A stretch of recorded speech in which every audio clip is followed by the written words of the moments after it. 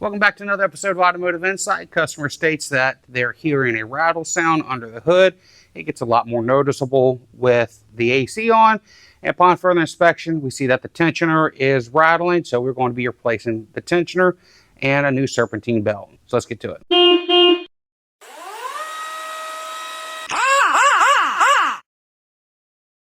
Okay, next we're going to drain the power steering reservoir, and then we're going to disconnect the supply hose and then the return hose also.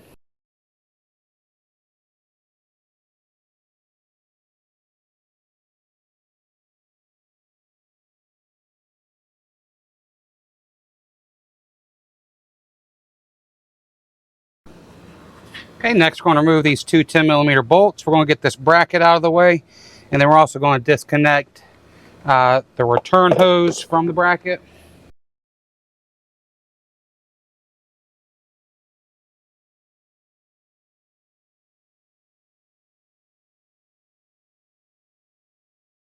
Okay, using a long 14mm wrench, we're going to release the tensioner and take the belt off, the serpentine belt off.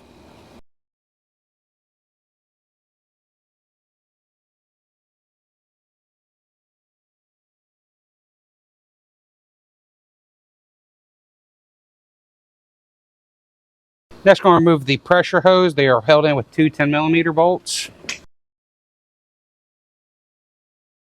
Okay, next we're going to remove the two 12mm bolts, and that will allow the pump to become loose. One's right here, and the other is directly below the pulley.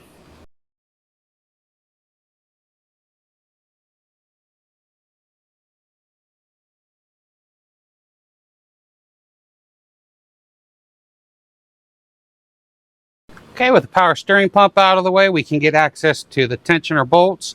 There's a 12mm here, and there's one in the center.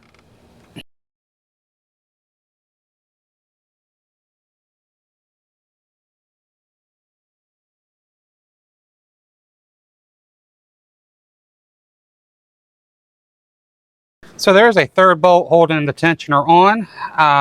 I'm going to remove the motor mounts and the upper torque mount. I tried getting the pulley off. It's just there's not enough swing here for the wrench. We're going to start with these three 17mm.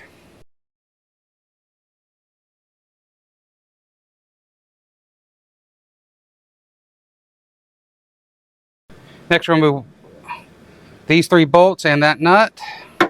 They're 17mm.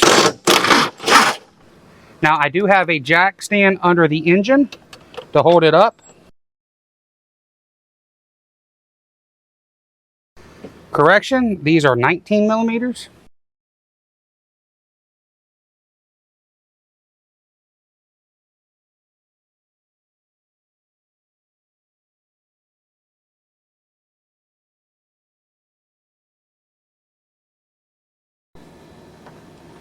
Okay, just to show you where that other bolt is at.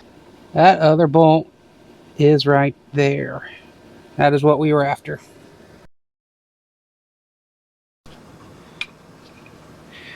All right, we've got our new tensioner.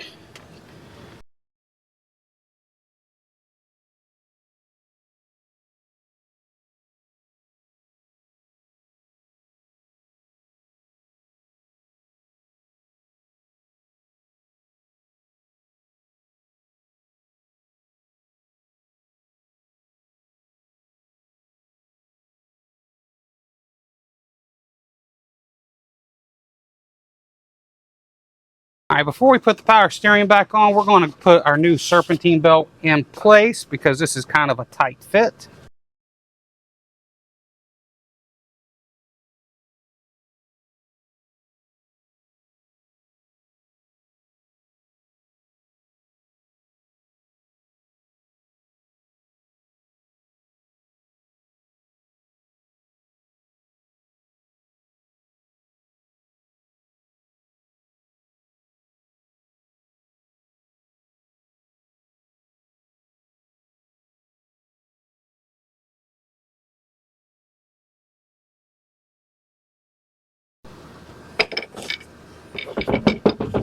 So now we'll work on getting the motor mount back in place.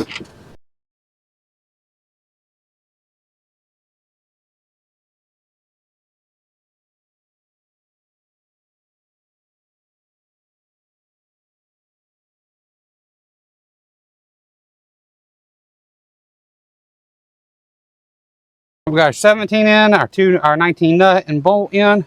We'll put our torque mount back in.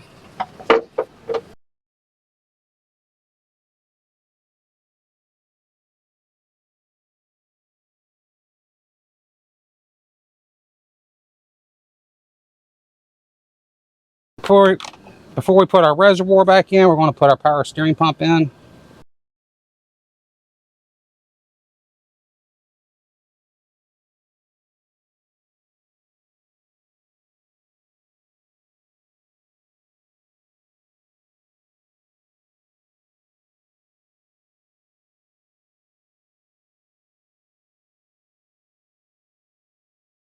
All right, we got our power steering pump in place. We'll go ahead and put our serpentine belt all the way on.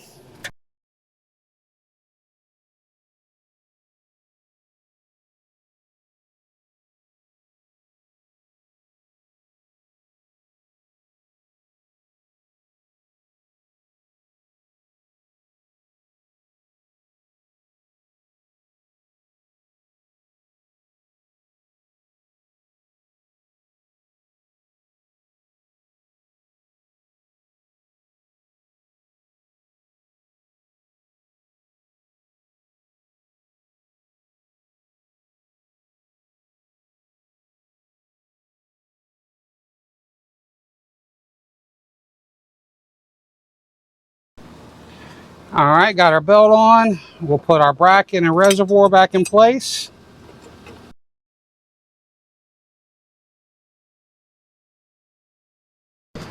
All right, we got our new reservoir. We want to get this hose in place.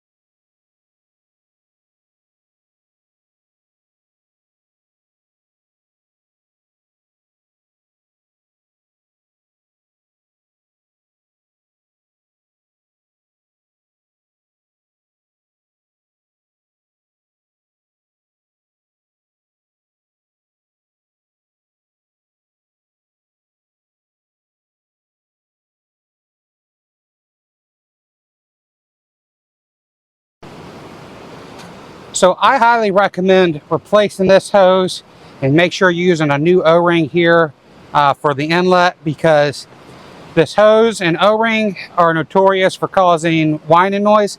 That's not why we're replacing the pump, but doing this process, I would highly recommend replacing it. And they're maybe $15 for the hose, which is reasonable and easy enough to replace, so I'd highly recommend that. Okay, well, we got a new O-ring on our pressure hose.